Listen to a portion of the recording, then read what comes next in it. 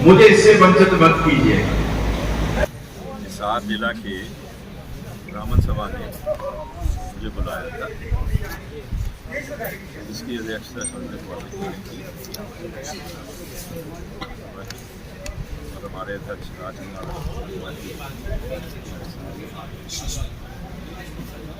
आज मुझे सम्मानित किया। मैं बहुत मुझे अच्छा लगा।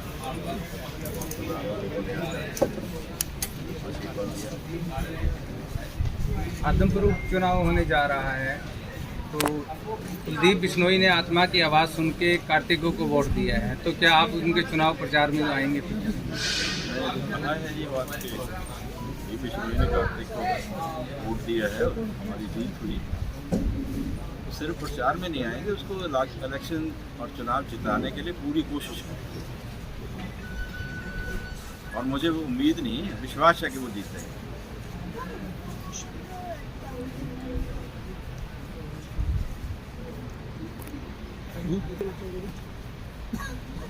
क्या जी, क्या सवाल है आपका?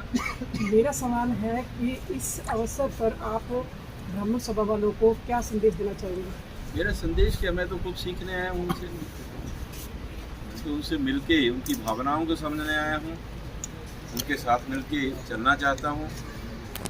उनकी भावनाओं के प्रति मेरी आस्था है और इसको देखते हुए जो कुछ भी आज के मिलने जुलने से मेरे पता चला है, तो मैंने कहा है कि एक नई शुरुआत होने वाली, जिसमें फैसला वो करेंगे और जो आदेश वो मुझे लगाएंगे मैं उसको पूरा करूँगा। कुलदीप बिश्नोई बार बार भूपेंद्र सिंह हुड्डा को आदमपुर से चुनाव लड़ने के लिए आमंत्रित कर रहे हैं, चुनौती दे रहे हैं, इसको आप कैसे? इसकी बात तो आप उनसे पूछ सकते हैं, क्योंकि वो चुनौती दे रहे हैं।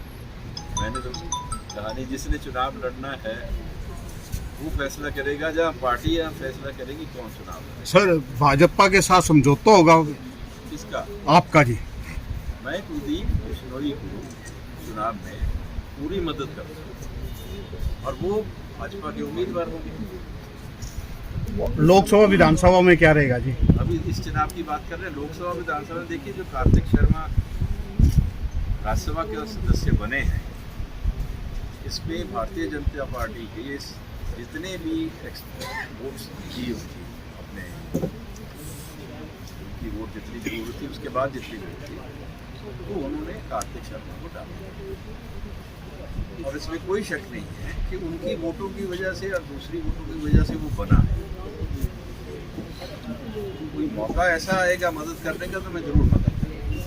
सर, आपका एक पार्टी का भविष्य क्या होगा? क्या भारतीय जनता पार्टी में आप शामिल होंगे या अपनी पार्टी को यहाँ अभी तक तो पार्टी में शामिल होने की बात है, यानी अपनी जनचेतना पार्टी को ही आगे उसी की बात कर रहा हूँ। कोई ऐसी बात नहीं। सर, अंबाला में एक आपका संघर्ष चल रहा था आईएमटी को लेकर, अब वो पूरा होने जा रहा है, इस बारे में क्या कहेंगे? अच्छी बात है, ये हज़ारों बच्चों को वहाँ नौकरियाँ मिलेंगी। मुख्यमंत्री से मैं अपील करूँगा कि 2019 में उन्होंने वायदा किया था, और उस वक्त मैंने 2019 में जब मुख्यमंत्री जी ने ये बात कही थी चुनाव से पहले कि हम अंबाला में आईएमटी लगाएंगे, तो मैंने यही कहा था कि मेरा सपना आईएमटी का था। और मैंने ये भी कहा था अपने वर्कर्स से कि भाई आईएमटी जब मुख्यमंत्री ये लगा रहे हैं, लगेगी अंबाला में, तो मैं नहीं समझता कि मेरी कोई जस्टिफिकेशन है कि मैं चुनाव की जाऊँ। मुझे आईएमटी ज़्यादा प्यारी है। तो अब उन्होंने कहा है कि आईएमटी लगेगी। अब मैं उनसे मिलके ये बात पूछूंगा भी कि ये कितनी जल्दी लग सक रही है, उनसे रिक्वेस्ट करेंगे कि इसको जल्दी से जल्दी लगा दें, चुनाव से पहले लग जाए, और भी अच्छी बात है। आर्थिक आधार पर जो बच्चे जो है ज्वाइनिंग के बारे में जी? आर्थिक आधार पर जो बच्चों को नौकरियां मिली, हाँ जी, इसमें टोटल जस्टिफिकेशन। देखिए, जो गरीब लोग हैं वो किसी भी समाज से संबंधित हैं, तो उनको ज़रूरत है। अगर आप बारीकी से देखेंगे तो आर्थिक रूप से पिछड़ा हुआ उनको माना गया था जिनके घर में कोई भी सरकारी नौकरी ना हो, या उनको माना गया था जिनके घर में 5 एकड़ से ज़मीन कम हो, या उनको माना गया था जिनकी सालाना आमदन 2 लाख से कम, और शायद बढ़ा दी। सर, अभी जो है तो इन सब आर्थिक स्थितियों को देख के हम समझ सकते हैं कि जिसके घर में कोई नौकरी नहीं है, जिसके पास ज़मीन नहीं है, जिसके यहाँ आमदनी बहुत कम है, अगर उसके बच्चों को नौकरी मिलती है वो किसी भी समाज से, तो मैं समझता हूँ कि ये जस्टिफिकेशन है, ये न्याय है। कुछ लोगों को ज्वाइनिंग नहीं हुई है उसके बारे में। यहाँ जो है टेक्निकल डिफिकल्टी उसमें है, वही अगर उनकी ज्वाइनिंग नहीं हो रही है तो हम उनका साथ देंगे। उन लोगों की ज्वाइनिंग नहीं हो रही थी तो हमने एक चीज़ किया था, उनकी ज्वाइनिंग हुई थी, कुछ पटवारी जिनकी ज्वाइनिंग नहीं हो रही थी उसके बाद में ज्वाइनिंग हुई थी। अपने कोई ऐसी लोग होंगे उनका साथ देंगे। हरियाणा सरकार की कार्यशैली को आप कैसे देखते हैं? डेवलपमेंट को लेकर तमाम लोग इसको लॉ एंड ऑर्डर को लेकर हरियाणा सरकार में हरियाणा सरकार की कार्यशैली लॉ एंड ऑर्डर को लेकर, रोजगारी की स्थिति को लेकर और स्टेट की जो डेवलपमेंट। बिल्कुल सही है कि आपने कहा कि जो अपोजिशन पार्टी है उन्होंने ये मुद्दा बनाया है, लेकिन अभी जो चुनाव हुए क्या किया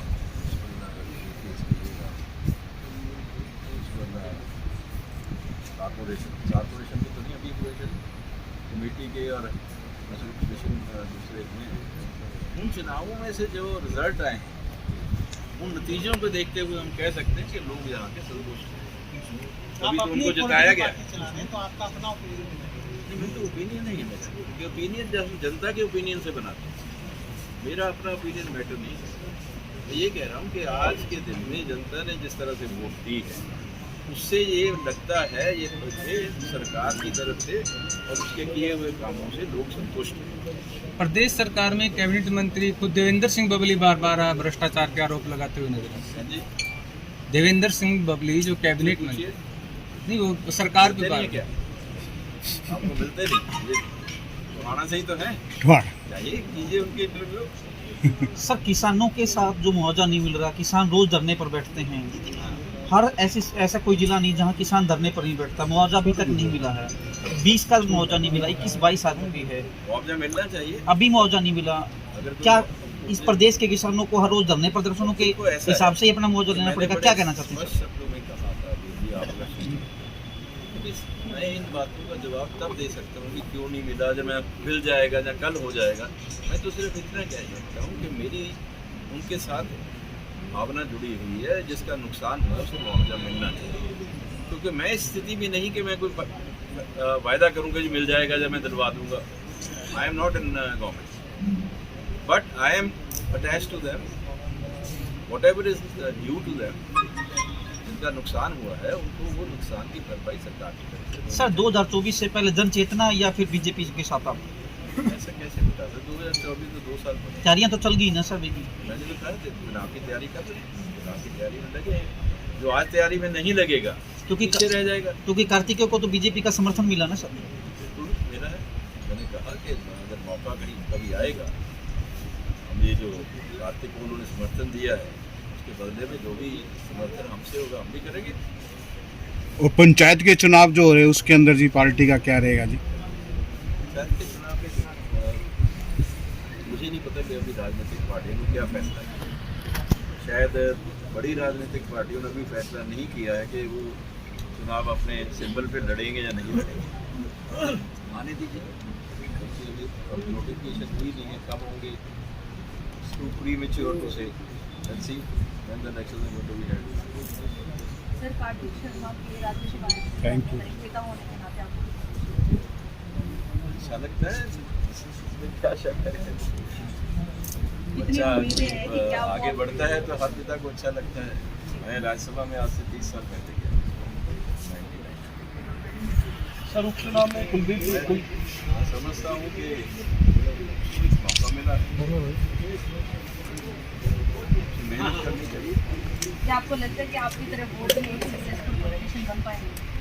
बन गए पौधे के ऊपर जिस पद के ऊपर है, जिस पद के ऊपर है, जो उनसे उम्मीदें की जा रही, क्या वो उनको उस तरह से खरा उतरेंगे? तो उनके बिहाफ में मैं नहीं कहना चाहता, मैं तो उनको एडवाइस करना चाहूँगा कि लोगों को काम करना चाहिए। सर, उपचुनाव में कुलदीप बिश्नोई को पूरा समर्थन देंगे? ये कभी समर्थन भी आता होगा नहीं सर, अभी इलेक्शन तो अपना दूंगा भाई, पूरा समर्थन दूंगा, जोर से दूंगा। अभी सर जेजेपी बीजेपी का अधूरा पुधूरा रहा है ना सर। नहीं अभी चल रहा है ना सर।